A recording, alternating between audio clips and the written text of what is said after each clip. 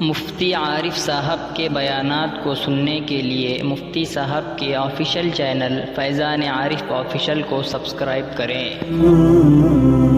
قرآن پاک کو بھائیو صحیح ادائیگی کے ساتھ پڑھا بھی جائے، سنا بھی جائے۔ آپ اطمینان کے ساتھ تراویح پڑھیے۔ ہمارے کئی حفاظ کرام کو اس بات کی شکایت ہے کہ ہم قرآن مجید بہت اچھا پڑھنا چاہتے ہیں لیکن مقتدی اس طرح پریشان کر دیتے ہیں، دیکھو فلاں مسجد میں کتنے جلدی ہو رہی ہے، فلاں مسجد میں کتنے جلدی ہو رہی ہے، ہمارے امام صاحب کو کیا ہو گیا، یہ بہت ٹھہر کے پڑھ رہے، آہستہ پڑھ رہے، ایسی تراویح پڑھنے کی کیا ضرورت ہے۔ ہم نے ایسا کر نماز تراویح کا کھلواڑ بنا دیا ہے اور اس کا بے مزہ ہماری یہ نماز ہوتی چلی جا رہی ہے۔ اہتمام کے ساتھ 20 رکعت سنت مؤکدہ مردوں پر بھی ہے، عورتوں پر بھی ہے۔ آپ تراویح اطمینان کے ساتھ پڑھیے۔ بہت ساری جگہوں پر تو لوگوں نے اس کو ایک بس وہ رسم بنا دیا ہے کہ بس کسی طرح سے تراویح ہو گئی، تراویح پڑھ کے پتہ بھی نہیں۔ ارے ہمیں پتہ چلنا چاہیے اللہ تعالیٰ ہر حرف پر ہمیں کتنا نواز رہے ہیں۔ یہی ایک وقت ہے اللہ رب العالمین کی قربت کرنے کا۔ اللہ تبارک و تعالیٰ نے قرآن مجید میں باضابطہ یہ ارشاد فرمایا کہ سجدہ کرتے رہو اور اللہ سے قریب ہوتے رہو۔ اللہ سے قریب کرنے والا سب سے بڑا عمل اللہ کے دربار میں سجدے کرنا ہے۔ بزرگان محترم، آج 29 شعبان، اس کا مطلب یہ ہے کہ آج چاند دیکھنے کا اہتمام کرنا چاہیے۔ سن 1446 ہجری کا 8واں مہینہ ماہ شعبان المعظم بروز جمعہ کو 29 شعبان ہے۔ چاند دیکھنے کا اہتمام کرنا چاہیے۔ چاند نظر آ جائے اور عمومی رؤیت نہ ہو تو یہاں دارالفتاء میں اپنی رؤیت کی گواہی دینے کے لیے خود حاضر ہوں، اور اگر عام رؤیت ہو جاتی ہے تو ماشاءاللہ رمضان شروع ہو گیا ہے۔ رمضان مغرب سے ہی شروع ہوتا ہے۔ عام طور پر ہم جو انداز اختیار کرتے ہیں کہ تراویح کے بعد، یہ بات صحیح نہیں ہے۔ رمضان شروع ہو جاتا ہے مغرب ہی سے، لہذا رمضان کی ساری فضیلتیں مغرب کی نماز ہی سے شروع ہو جاتی ہیں۔ آپ اگر آج چاند نظر آ جائے تو مغرب کی نماز جب آپ پڑھیں گے تو اس مغرب پر اللہ 70 فرض ادا کرنے کا اجر و ثواب عطا فرمانے والے ہیں، اور اس کے بعد پھر 2 رکعت سے اوابین اگر آپ پڑھتے ہیں تو ہر 2 رکعت پر، مثلا مغرب کے بہت بعد کی 2 رکعت سنت مؤکدہ، 2 رکعت نفل، اس پر اللہ پاک آپ کو فرض کے برابر ثواب عطا فرمانے والا ہے، اور پھر اوابین کی ہر 2 رکعت پر ایک فرض ادا کرنے کا اجر و ثواب اللہ رب العالمین عطا فرمانے والے ہیں۔ آج اگر چاند نظر آ گیا فبیہا، بہت اچھی چیز ہے، ورنہ کل تو پہلی تراویح بروز سنیچر، پھر تو یہ تو طے وہ باہر صورت ہوگی، چونکہ وہ 30 شعبان ہو چکے ہوں گے، اور اسلامی یاد میں رات جو ہے پہلی رات اگلے دن کے تابع ہوتی ہے۔ مثلا آج دن بھر مغرب تک جمعہ ہے، لیکن مغرب سے سنیچر شروع ہو گیا، یہ ترتیب ہوتی ہے قمری اعتبار سے۔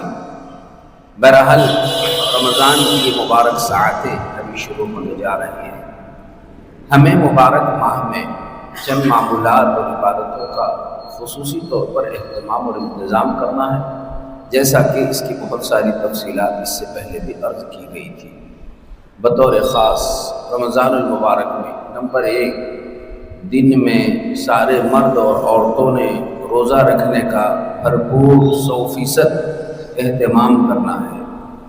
نمبر 2، روزانہ رات میں یعنی عشاء کی نماز کے بعد 20 رکعت سنت مؤکدہ تراویح پڑھنے کا مرد اور عورتوں نے سب اہتمام کرنا چاہیے۔ نمبر 3، دن میں اور رات میں جب بھی اللہ رب العالمین موقع عنایت فرما دے قرآن مجید کی کثرت سے تلاوت کا اہتمام کرنا ہے۔ نمبر 4، نوافل کا اہتمام، مثلا نمازوں سے پہلے کی سنت مؤکدہ اور غیر مؤکدہ، نمازوں کے بعد کی سنت مؤکدہ اور نوافل، اسی طرح سے اوابین، تہجد، اشراق، چاشت، صلاۃ التسبیح، صلاۃ الحاجت، صلاۃ الشکر، تحیۃ المسجد، تحیۃ الوضو، اس طرح کی جو نفل جب جہاں موقع ملے پڑھ لینا چاہیے، اور پڑھتے وقت یقین کر لینا چاہیے کہ ہر نفل پر اللہ رب العالمین مجھے فرض کے برابر اجر و ثواب عطا فرما رہے ہیں۔ 5ویں عبادت ذکر اذکار کا کثرت سے اہتمام، خصوصاً صبح کی 3 تسبیحات، شام کی 3 تسبیحات، درود پاک کا خصوصی طور پر اہتمام، ہو سکے کم از کم روزانہ 300 مرتبہ درود شریف اور 1000 مرتبہ تو طے کر لیں گے، تاکہ 30 دن کے 30,000 مرتبہ درود پاک تو ہر مسلمان مرد اور عورت کے ہو جانا چاہیے۔ ذکر و اذکار کا خصوصی طور پر اہتمام۔ نمبر 6، اللہ کے عالی دربار میں دن میں 15 منٹ اور رات میں 15 منٹ اللہ کے عالی دربار میں دعا مانگنے کا اہتمام کرنا چاہیے۔ 24 گھنٹوں میں آدھا گھنٹہ کم از کم اللہ کے دربار میں مانگنے میں آپ کا ہمارا سب کا گزرنا چاہیے، لہذا خوب دعاؤں کی کثرت، اس کا خصوصی طور پر اہتمام اور انتظام کیا جائے۔ نمبر 7، رمضان المبارک میں پورے رمضان میں خصوصاً پیارے آقا و مولا حضرت محمد رسول اللہ صلی اللہ تعالی علیہ وسلم کی ایک ایک سنت کو جان جان کر زندہ کرنے کی فکر اور اس پر عمل کرنے کی فکر کرنا چاہیے۔ ہر سنت میرے پیارے نبی رمضان المبارک ہو یا غیر رمضان المبارک ہو، عام دنوں میں بھی کیسی زندگی گزارتے تھے۔ آپ جس وقت جو کام جیسا کرتے تھے، ہم اس وقت وہ کام ویسا کرنے ہی کا نام دراصل سنت ہے، لہذا سنتوں کا خوب رواج عام کرنا چاہیے۔ اور رمضان ایک عمل کا موقع ہوتا ہے، عمل کی توفیق ہوتی ہے، تو عمل زندہ کرنے کا بھی اللہ پاک اس وقت موقع عنایت فرماتے ہیں۔ جان جان کر ایک ایک سنت ادا کرنے کی بھرپور فکر کرنا چاہیے۔ اسی طرح نمبر 8، اللہ کے پیارے رسول صلی اللہ علیہ وسلم کی عمومی سنت تھی آخر عشرے میں آپ اعتکاف کا اہتمام فرماتے تھے، لہٰذا ابھی سے تیاری کر لیں کہ انشاءاللہ ہم رمضان کی پورے اخیر عشرے کا مکمل سنت مؤکدہ یعنی سنت مؤکدہ علی الکفایہ اعتکاف کرنے کی فکر اور کوشش کرتے رہیں گے، اور ہر مسجد میں کئی ساتھی اعتکاف میں بیٹھنے کی فکر و کوشش کریں گے انشاءاللہ۔ اور 9واں عمل جو چھوڑنے کا ہے وہ یہ ہے کہ ہر چھوٹے اور بڑے گناہوں سے اپنے آپ کو بچانا ہے، کیونکہ دراصل رمضان المبارک یہ آیا ہی اس وجہ سے ہے تاکہ آپ ہم سب ہر قسم کے چھوٹے اور بڑے گناہوں سے بچنے والے بنے۔ اللہ نے قرآن مجید میں فرمایا ہے، روزے تم پر فرض جو کیے گئے ہیں لعلکم تتقون، اس کا اصلی مقصد تم کو متقی بنانا ہے، یعنی گناہوں کو چھوڑنے والا بنانا ہے۔ تو روزہ چونکہ انہی باتوں کی طرف توجہ دلاتا ہے، جب بندہ اللہ کا حکم پا کر حلال چیز کو چھوڑ سکتا ہے، کھانا حلال تھا، پینا حلال تھا، بیوی سے خواہش پوری کرنا حلال تھا، لیکن اللہ کا حکم پا کر جب بندہ ان حلال چیز کو اپنے اوپر روزے کی حالت میں حرام سمجھ لیتا ہے، تو اس بات کا یقین ہے کہ حرام کو تو بدرجہ اولا یہ اپنے اوپر حرام یقین کر کے چھوڑنے کی بھرپور مشق اور محنت کر سکتا ہے۔ اس لیے ہر چھوٹے اور بڑے گناہوں سے اپنے آپ کو بچانے کی فکر اور کوشش کرتے رہنا ہے۔ ان 9 کاموں میں پورا رمضان المبارک ہم گزار دیں۔ اب ذرا تفصیل روزے سے متعلق سن لیجیے، چونکہ اب روزے ہمارے شروع ہونے والے ہیں۔ اللہ رب العالمین ہم سب کو ان سارے کاموں کو عافیت کے ساتھ انجام دینے کی توفیق عطا فرمائے۔ محترم سامعین، رمضان المبارک انتہائی اہم عمل ہے اور اللہ کی طرف سے بندوں کو نوازنے کے لیے اللہ نے یہ خاص و خاص ایک مہینہ آپ ہم سب کو دیا ہے، لہٰذا اللہ کی نوازشات کے ہم زیادہ سے زیادہ مستحق ہونے کی فکر کرتے رہیں گے انشاءاللہ۔ اس میں سب سے پہلی اور بڑی عبادت روزہ ہے۔ جس طرح بھائیو ایمان اسلام کے 5 ارکان ہیں، بنیادی رکن اسلام کا کلمہ طیبہ لا الہ الا اللہ محمد الرسول اللہ، یہ بنیادی رکن ہے۔ اس کے بغیر نہ نماز صحیح، نہ روزہ، نہ زکوٰۃ، نہ حج۔ یہ بنیادی رکن ہم میں ہونا سب سے اہم ذمہ داری ہے، لہٰذا بغیر ایمان کے کوئی روزہ رکھے، بغیر ایمان کے کوئی نماز پڑھ لے، زکوٰۃ دے دے، حج کر لے، یہ سب بیکار ہے، اس کی کوئی حیثیت اور اہمیت نہیں ہے۔ تو بنیادی رکن ہمارا ایمان ہے، کلمہ طیبہ ہے، دل کے ساتھ اقرار اور یقین کرنا ہے کہ اللہ کے سوا کوئی معبود ہی نہیں ہے اور حضرت محمد صلی اللہ علیہ وسلم اللہ کے آخری اور سچے رسول ہیں۔ اس پر ایمان لانا شرط ہے۔ اس کے بعد دوسرا بنیادی رکن 5 دن میں سے یعنی 24 گھنٹوں میں 5 وقت کی نمازوں کا اہتمام کرنا ہے اور وقت پر ہر نماز کو ادا کرنا ہے۔ اور تیسرا بنیادی رکن یہ روزہ ہے۔ روزہ ہر سال ہر مسلمان مرد عورت عاقل بالغ پر اللہ تبارک و تعالیٰ نے بشرط یعنی اسلام ایمان یقین کے اس پر روزے کو فرض فرمایا ہے، لہٰذا سال میں 1 مرتبہ پورا رمضان شریف روزہ رکھنے کا سب اہتمام کریں گے۔ اور چوتھا رکن زکوٰۃ ہے اور 5واں رکن حج ہے۔ بہرحال اسلام کا تیسرا رکن چونکہ یہ روزہ ہے، اس لیے روزے سے متعلق خصوصی تفصیلات آپ کی خدمت میں عرض کی جا رہی ہے۔ روزہ نام ہے سحری کا وقت ختم ہونے سے لے کر افطار تک، غروب آفتاب تک، روزہ کھولنے کے وقت تک 3 چیزوں سے رکنے کا، کھانے سے، پینے سے، بیوی سے تعلق قائم کرنے سے۔ ان 3 باتوں سے رکنے کا نام روزہ ہے۔ یہ 3 باتوں سے رکنا روزے میں فرض ہے۔ روزے میں سب سے اہم عمل کھانے سے رکنا، پینے سے رکنا، بیوی سے تعلق قائم کرنے سے رکنا، یہ رکن اعظم ہے روزے کے، لہٰذا ان 3 باتوں سے رکنے ہی کا نام دراصل روزہ ہے۔ ان 3 باتوں سے ہم رکیں گے سحری کا وقت ختم ہونے سے لے کر افطار کے وقت تک، اور جیسے ہی افطار ہو گیا پھر ہمارے لیے سب چیزیں حلال ہے، کھانا حلال، پینا حلال، بیوی حلال۔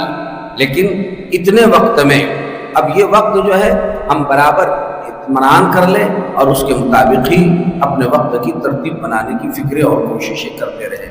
بہرحال روزہ نام ہے صبح صادق سے غروب آفتاب تک کھانے سے، پینے سے اور بیوی سے صحبت سے رکنے کا نام یہ شرعاً روزہ کہلاتا ہے۔ روزے کا ابتدا ہوتی ہے سحری سے۔ اللہ کے رسول صلی اللہ علیہ وسلم نے سحری کھانے کا حکم فرمایا، تسحروا فإن فیہ البرکہ، لوگوں سحری کھاؤ اس لیے کہ سحری کھانے میں برکت ہے، اللہ کے رسول صلی اللہ علیہ وسلم کی سنت ہے۔ لہٰذا سارے مرد اور عورتیں اپنے اپنے گھروں میں معمول بنا لیں کہ جب سحری کا وقت ختم ہونے والا ہے صبح صادق سے 1.5 گھنٹہ پہلے اٹھنے کا معمول ہر گھر میں بن جانا چاہیے۔ مردوں نے، عورتوں نے 1.5 گھنٹہ پہلے اٹھنے کا اہتمام کرنا چاہیے۔ مثلا اس وقت اگر سحری کا آخری وقت 5:05 تک اگر ہے تو ہم 5:35 یعنی 25 منٹ تک اگر ہے سحری یعنی سحر ختم سحر 5:25 تک ہے تو ہم اٹھنے کا اہتمام کریں گے 3:55 پر، تو یہ 1.5 گھنٹہ ہو گیا۔ اور اس طرح 1.5 گھنٹہ پہلے اگر آپ اٹھیں گے تو عافیت کے ساتھ انشاءاللہ آپ کی سحری ہوگی، تہجد ہوگی، اللہ کے دربار میں دعا مانگنا ہوگا، معمولات کا اہتمام آسانی کے ساتھ آپ بہت سارے کر پائیں گے۔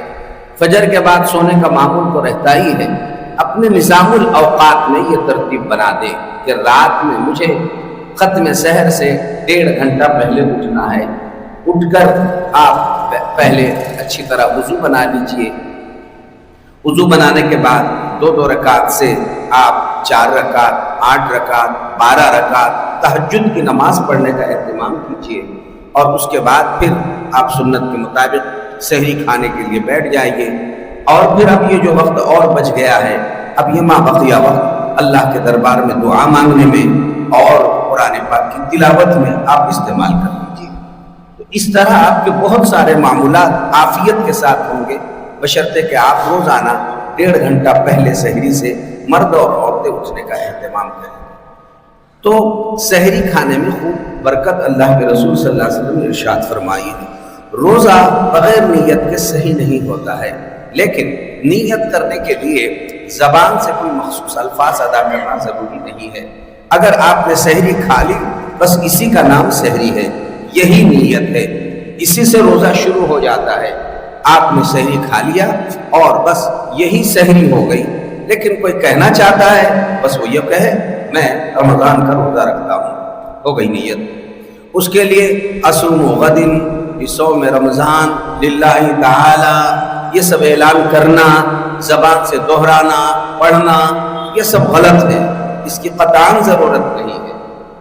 اب کوئی کر لے وہ اس کا اپنا ذاتی فعل ہے، اس کا قرآن حدیث سنت شریعت سے تعلق نہیں ہے کہ کوئی پڑھائے اور سارے لوگ پڑھتے رہیں۔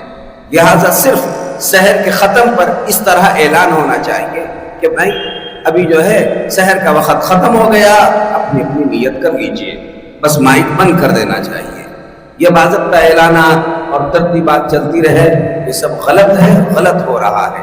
اب سب ماشاءاللہ ہوشیار ہو گئے ہیں اور سب کے پاس موبائلوں میں اور الارم لگے ہوئے ہیں، اندازہ سب کو آ جاتا ہے، لہٰذا ان باتوں کا خاص طور پر اہتمام کر لیں۔ بہتر ہے کہ صبح سحر کے لیے 1.5 گھنٹہ پہلے اٹھنے کے لیے الارم بجانے کا اہتمام کر لے، اور سحر کا وقت ختم ہونے کا بھی ایک الارم فٹ کر لے، تاکہ سب گھر والوں کو پتہ چل جائے اب ختم ہو گیا ہے وقت، اب اس کے بعد ہمیں سحری وغیرہ نہیں کھانی ہے۔ بس یہی آپ نے نیت کر لی۔ اب دن بھر آپ روزوں کے تقاضوں کے مطابق استعمال کر لیں۔ روزے کی حالت میں آپ مسواک کر سکتے ہیں، مسواک کرنے میں کوئی حرج کی بات نہیں، عطر لگا سکتے ہیں، عطر لگانا سنت ہے، بلکہ ہر مسلمان کے پاس رمضان المبارک میں خاص طور پر 3 چیزیں رہنا چاہیے، ایک تسبیح، عطر کی شیشی، اور پھر اسی کے ساتھ ساتھ مسواک۔ تسبیح، عطر اور مسواک ہر مسلمان کے پاس رہنا چاہیے، اس کا خصوصی طور پر اہتمام اور انتظام کیا جائے۔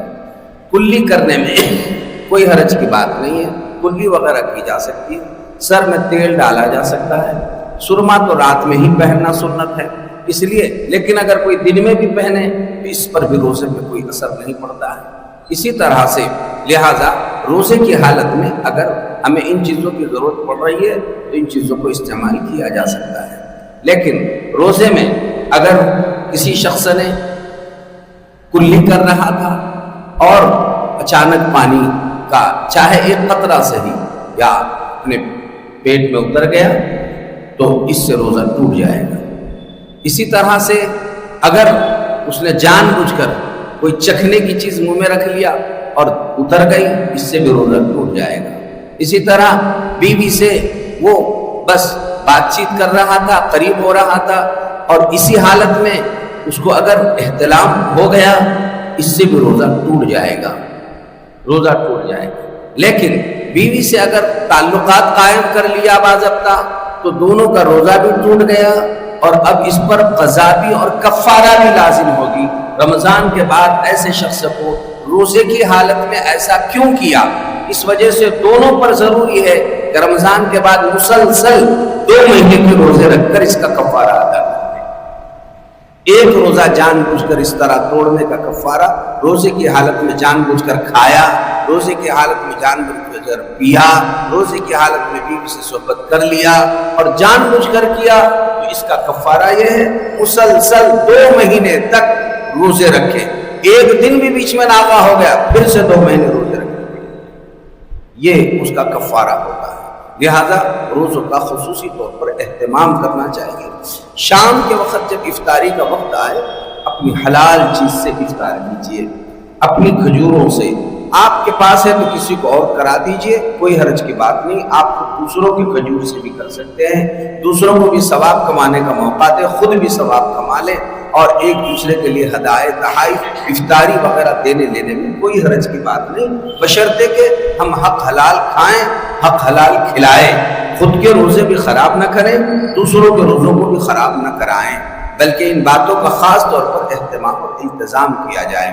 جب افطاری کا وقت ہو جائے، افطاری کے وقت میں بھی ایک مختصر سی دعا حدیث پاک میں آئی ہے، اللہم لک صمت وعلی رزقک افطرت، صحیح حدیث میں اسی طرح دعا منقول ہے، اللہم لک صمت وعلی رزقک افطرت۔ آپ یہ پڑھیے، اور جب آپ کھا چکے پی چکے، ظاہر ہے کہ دل کو بہت اطمینان ہو گیا، اس کے بعد ایک دعا پڑھنا مسنون ہے، اللہ ہم کو آپ نے کھلایا پلایا، لہذا ذہب الظمأ وابتلت العروق وثبت الاجر انشاء اللہ، ذہب الظمأ وابتلت العروق وثبت الاجر انشاء اللہ۔ یہ آپ نے جو ہے صحیح افطار کرنے کے بعد یہ دعا پڑھنا چاہیے۔ اللہ پاک نے اپنی فضل سے ماشاءاللہ روزہ پورا کر دیا۔ شام میں جیسے نوافل وغیرہ کا اہتمام کے علاوہ روزانہ بھائیوں 20 رکعت سنت مؤکدہ تراویح خصوصی طور پر اہتمام اور التزام کے ساتھ ہر جگہ ہر مسلمان کو پڑھنا ہے۔ عام طور پر ہم لوگ تراویح کا اہتمام 2-5 دن کر لیتے ہیں، اور بس بعض لوگ تو یہ طے کر لیتے ہیں کہ بس ہمیں کہیں 3 دن میں 5 دن میں 10 دن میں تراویح پڑھنی نہیں، اور اس کے بعد تراویح بالکل کالعدم قرار دیتے ہیں، پڑھتے نہیں ہیں۔ اپنے کاروبار اپنی تجارتوں کے خاطر بہت سارے لوگ اس طرح گڑبڑ کرتے ہیں، یہ سب غلط ہو رہا ہے، ایسا نہیں ہونا چاہیے۔ تراویح پوری پڑھیں بھائیوں، اور 20 رکعت سنت مؤکدہ پڑھیں، اور تراویح اطمینان کے ساتھ پڑھیں۔ آپ کو کہیں لگے قرآن مجید سمجھ میں نہیں آ رہا ہے، بالکل اگر آسانی سے ان کی اصلاح ہو سکتی ہے ذمہ دار کو بول کر تو اصلاح کر لی جائے، نہیں آپ وہ مسجد چھوڑ دیں۔ قرآن پاک کو بھائیوں صحیح ادائیگی کے ساتھ پڑھا بھی جائے، سنا بھی جائے، آپ اطمینان کے ساتھ تراویح پڑھیے۔ ہمارے کئی حفاظ کرام کو اس بات کی شکایت ہے کہ ہم قرآن مجید بہت اچھا پڑھنا چاہتے ہیں، لیکن مقتدی اس طرح پریشان کر دیتے ہیں، دیکھو فلاں مسجد میں کتنے جلدی ہو رہی ہے، فلاں مسجد میں کتنے جلدی ہو رہی ہے، ہمارے امام صاحب کو کیا ہو گیا، یہ بہت ٹھہر ٹھہر کے پڑھ رہے، آہستہ پڑھ رہے، ایسی تراویح پڑھنے کی کیا ضرورت ہے۔ ہم نے ایسا کر نماز تراویح کا کھلواڑ بنا دیا ہے، اور اس کا بے مزہ ہماری یہ نماز ہوتی چلی جا رہی ہے۔ اہتمام کے ساتھ 20 رکعت سنت مؤکدہ مردوں پر بھی ہے، عورتوں پر بھی ہے۔ آپ تراویح اطمینان کے ساتھ پڑھیے۔ بہت ساری جگہوں پر تو لوگوں نے اس کو ایک بس وہ رسم بنا دیا ہے کہ بس کسی طرح سے تراویح ہو گئی، تراویح پڑھ لیے، پتہ بھی نہیں۔ ارے ہمیں پتہ چلنا چاہیے اللہ تعالیٰ ہر حرف پر ہمیں کتنا نواز رہے ہیں۔ یہی ایک وقت ہے اللہ رب العالمین کی قربت کرنے کا۔ اللہ تبارک و تعالیٰ نے قرآن مجید میں باضابطہ یہ ارشاد فرمایا کہ سجدہ کرتے رہو اور اللہ سے قریب ہوتے رہو۔ اللہ سے قریب کرنے والا سب سے بڑا عمل اللہ کے دربار میں سجدے کرنا ہے۔ اللہ رب العالمین 20 رکعت تراویح کی برکت سے 40 سجدے کرنے کا موقع عنایت فرما رہا ہے۔ بہت بڑی دولت اللہ کی طرف سے اللہ رب العالمین نے آپ کو ہم کو سب کو عطا فرمائی۔ لہٰذا ہم جو ہے پوری اہتمام کے ساتھ تراویح 20 رکعت سنت مؤکدہ پڑھیں گے۔ تراویح کی نیت اس طرح کرتے ہیں، میں 2 رکعت سے 20 رکعت سنت مؤکدہ تراویح پڑھتا ہوں، خاص واسطے اللہ تعالیٰ کے رخ میرا کعبہ شریف کی طرف، پھر امام صاحب نے اللہ اکبر بولنے کے بعد آپ اللہ اکبر بولتے رہیے اور آپ خاموش کھڑے ہو کر بس غور سے سنتے رہیے. ہمیں سمجھ میں آئے تب بھی سننا ہے، سمجھ میں نہ آئے تب بھی سننا ہے، اور ایک ایک حرف پر سنتے رہیے. جو اجر و ثواب اللہ پڑھنے والے امام صاحب کو دے رہا ہے وہ پورا پورا اجر و ثواب ہر مقتدی کو اللہ پاک عطا فرما رہا ہے. اس کے سننے پر بھی بھرپور اجر و ثواب اللہ تعالیٰ دیتے ہیں. اور ایک خاص مسئلہ ذہن میں رکھیے، پورا قرآن سننے والا کب شمار ہوگا؟ عام طور پر بہت سارے لوگ جو ہے شروع میں رکعت میں شامل نہیں ہوتے ہیں، پانی پینے کے بہانے باہر نکل گئے، کوئی ادھر ادھر بیٹھ گئے، رکوع کے وقت آ کر جماعت میں شامل ہو جاتے ہیں. انہیں اچھی طرح یہ بات سمجھنا چاہیے کہ قرآن مجید جو پورا سننے کا ثواب ملنے والا ہے وہ رکعت باندھنے کے بعد سننے پر ملنے والا ہے. آپ نے جب رکعت باندھی آپ شریک ہو گئے اور آپ کا ثواب شروع ہو گیا. بہت سارے لوگ 10 دن میں 3 دن میں ادھر ادھر ہفتہ بھر میں تراویح پڑھ لیتے ہیں اور رکوع کے وقت صف میں آ کر شامل ہو جاتے ہیں. انہیں یقین کر لینا چاہیے کہ آپ رکوع میں شامل ہو گئے، قرآن سننے میں آپ شامل نہیں تھے. آپ کی تراویح ناقص، یعنی قرآن پاک کی تکمیل نماز کی حالت میں سننے میں ہونے والی ہے، اور ہم لوگ نماز کی حالت میں سنتے نہیں ہیں، رکوع کے وقت آ جاتے ہیں. تو ایسے لوگوں کی تراویح تو کی سنت تو ادا ہو رہی ہے، قرآن پاک کی سنت مکمل ادا اس طرح نہیں ہوگی. آپ باہر رہ کر سنتے رہیں گے. بات یہی ہے کہ امام صاحب کے ساتھ ہی ہم برابر تابع داری کے ساتھ نماز پڑھیں گے، اطمینان کے ساتھ نماز پڑھیں گے اور پوری تراویح سنت کے مطابق ادا کریں گے. عورتیں اپنے گھروں میں 20 رکعت سنت مؤکدہ کی نیت اسی طرح کر لیں گی، اور وہ بھی پہلے 4 رکعت غیر مؤکدہ سنت، پھر 4 رکعت فرض، 2 رکعت سنت مؤکدہ، اور اس کے بعد 2 رکعت نفل، اور پھر نیت کر لے 2 رکعت سے 20 رکعت سنت مؤکدہ تراویح پڑھتے ہیں. اور اس کے بعد پھر 3 رکعت عشاء کے بعد کی واجب الوتر پڑھیں گے اور وہ دعا اللہ رب العالمین سے کر لیں گے. بہرحال اس ترتیب کے ساتھ جو ہے اپنی نماز کی تکمیل کر دی جائے گی. اسی کے ساتھ یہ بات سن لیجئے، ہم ہر 2 رکعت پر سلام پھیرتے ہیں اور 4 رکعت کے بعد ایک ہلکا سا وقفہ ہوتا ہے. اس وقفے میں عام طور پر ہمارے ذہنوں میں یہ بات بیٹھی ہوئی ہے کہ تراویح کے وقفے میں سبحان ذی الملک والملکوت، سبحان ذی العزت والہیبت والعظمت والقدرت والکبریاء والجبروت والی یہ جو دعا ہے مسجدوں میں بھی کئی جگہ لکھ کے لگائی ہوئی ہے. پہلی بات یہ اچھی طرح سن لیں، یہ دعا اللہ کے رسول صلی اللہ علیہ وسلم سے ثابت نہیں ہے. یہ اچھی طرح ذہن میں بٹھا لیجیے. اس کا پڑھنا نہ فرض ہے، نہ واجب ہے، نہ سنت ہے. ہاں یہ ایک دعا ہے تو دعا تو کوئی بھی پڑھی جا سکتی ہے، آپ جو دعا پڑھنا چاہیں پڑھ سکتے ہیں. اسی کا التزام ثابت نہیں ہے. اس وقت آپ چاہیں 3 مرتبہ درود پاک پڑھ لیجئے، آپ اس وقت چاہیں 3 مرتبہ تیسرا کلمہ پڑھ لیجئے، اس وقت آپ چاہیں 3 مرتبہ استغفر اللہ پڑھ لیجئے، اس وقت آپ چاہیں اپنے دونوں ہاتھ اٹھا کر اللہ کے دربار میں دعا مانگیے، اور کوئی وہ دعا پڑھنا چاہے تو پڑھ سکتا ہے.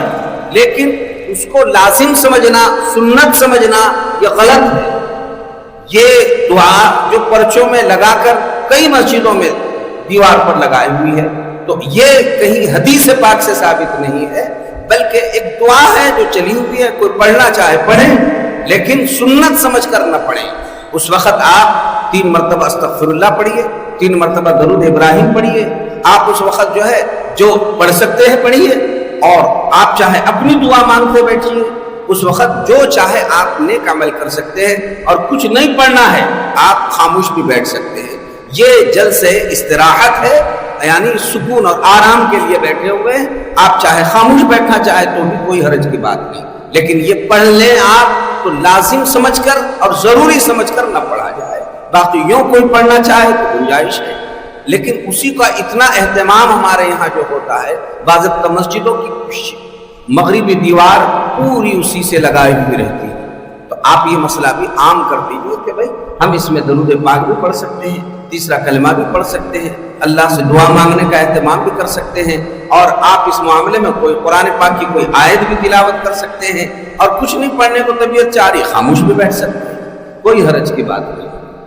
لہٰذا ان باتوں کا اہتمام، البتہ عشاء کے بعد کی جو واجب الوتر ہے، واجب الوتر کے بعد رمضان میں بھی اور غیر رمضان میں بھی اللہ کے پیارے رسول صلی اللہ علیہ وسلم ہلکی بلند آواز سے 3 مرتبہ یہ دعا ضرور پڑھتے تھے، سبحان الملک القدوس، سبحان الملک القدوس، سبحان الملک القدوس۔ یہ 3 مرتبہ پڑھنا سنت ہے، اللہ کے رسول صلی اللہ علیہ وسلم پڑھتے تھے۔ وتر کے بعد 3 مرتبہ یہ دعا پڑھ لیجئے، اس میں کوئی حرج، بلکہ یہ پڑھنا چاہیے، اور جہاں جو پڑھنے والا عمل ہے وہ ہمیں معلوم ہونا چاہیے، اور اسی کی عملی مشق بھی ہماری ہونی چاہیے۔ بہرحال ہم اس طریقے سے 20 رکعت سنت مؤکدہ تراویح سب 20 رکعت پڑھیں گے، پورا رمضان پڑھیں گے۔ اگر 10 دن میں ہم نے کہیں ختم کیا ہے تب بھی ہم جو ہے ماشاءاللہ، بعض لوگ ایسے مجبور معذور ہوتے ہیں، ان کی اپنی ضروریات ہوتی ہے، کہیں اگر اس طرح کا اہتمام ہو تو یہ کوئی غلط بات بھی نہیں ہے، ہو، لیکن ہر جگہ اس کا عمومی ماحول بنانا یہ غلط ہے۔ غلط اس وجہ سے ہے کہ وہ پہلے عشرے میں پڑھنے کے بعد دوسرے عشرے میں اہتمام اور التزام ہی ختم ہو جا رہا ہے۔ وہاں پر پڑھانے والے بعد میں پھر رکھا جو جاتا ہے جن کو بھی، وہ ایسی تراویح بھی پڑھا لیتے ہیں کہ بس جلدی سے نکال کر کہتے ہیں، نکال کے انہوں نے 20 منٹ میں پھینک دیا۔ ارے یہ تو سالن میں مری ہوئی مکھی کو پھینکا جاتا ہے، آپ تو ایمان والے زندہ جاوید ہے، مسجدوں سے کب ہمیں نکال کے پھینکا جا رہا ہے؟ مردہ چیزوں کو نکال کے پھینکا جاتا ہے، زندہ تو قائم رہتے ہیں۔ ہمیں اللہ کے گھر میں سکون، اطمینان اور وقار کے ساتھ رہنا چاہیے۔ باہر نکل کر بھی ہم کر کیا رہنے والے ہیں؟ یہی موبائلوں میں ادھر ادھر کے لغویات میں مبتلا ہونے والے، گناہوں کے کاموں میں مبتلا ہو جاتے ہیں۔